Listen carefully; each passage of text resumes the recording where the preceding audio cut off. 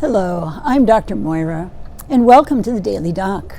We've been talking about urinary incontinence in women, and yesterday you heard from Karen and her experience on the Emsella chair. Today I want to talk about urinary incontinence in men. While urinary incontinence is less of an issue, it still does affect men. It affects middle-aged men, those men between 45 and 64, about 11% of the time. Older men, that is 65 and plus, it affects them more like 20-25%.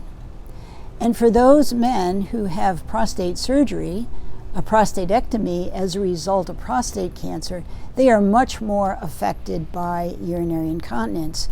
Probably we're getting into 20-30% of those men. So what kind of urinary incontinence affects men? Well, it's typically stress incontinence due to laughing, coughing, and lifting. And also urge incontinence, which is that urge to urinate, and oftentimes this is associated with overactive bladder. Now, what are some of the other risk factors in men in addition to age? Well, one has to do with their prostate condition. Do they have BPH? Do they have prostatitis? Do they have prostate cancer? And then what types of treatment have they undergone with prostate cancer? Other conditions may include neurological conditions such as Parkinson's disease or multiple sclerosis, any sort of chronic disease such as diabetes, and then of course lifestyle. Typically there are more issues with urinary incontinence with smoking, with obesity, and with a sedentary lifestyle.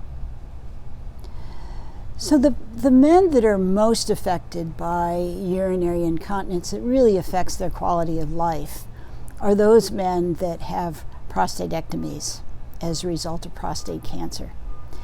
And so there was recently a pilot study done using the Emsella chair, and the Emsella chair really focuses in on pelvic floor muscles to really restore neuromuscular control. And so as a result of this pilot study, what they discovered was the quality of life of those men who had prostate surgery was improved significantly after 6 sessions twice a week for 3 weeks. And they measured that using the King's Health health questionnaire. So while it's a small study, we're beginning to take a look at the research on improving and toning the pelvic floor muscles and how that relates to urinary incontinence.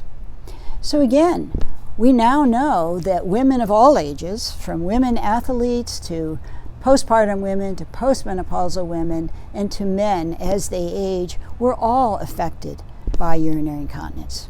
So I'd like to invite you to our event on Thursday, April the 17th. Come join us, ask questions, have a chance to try out the Emsella chair, and get to know us. I look forward to meeting you, and have a great day.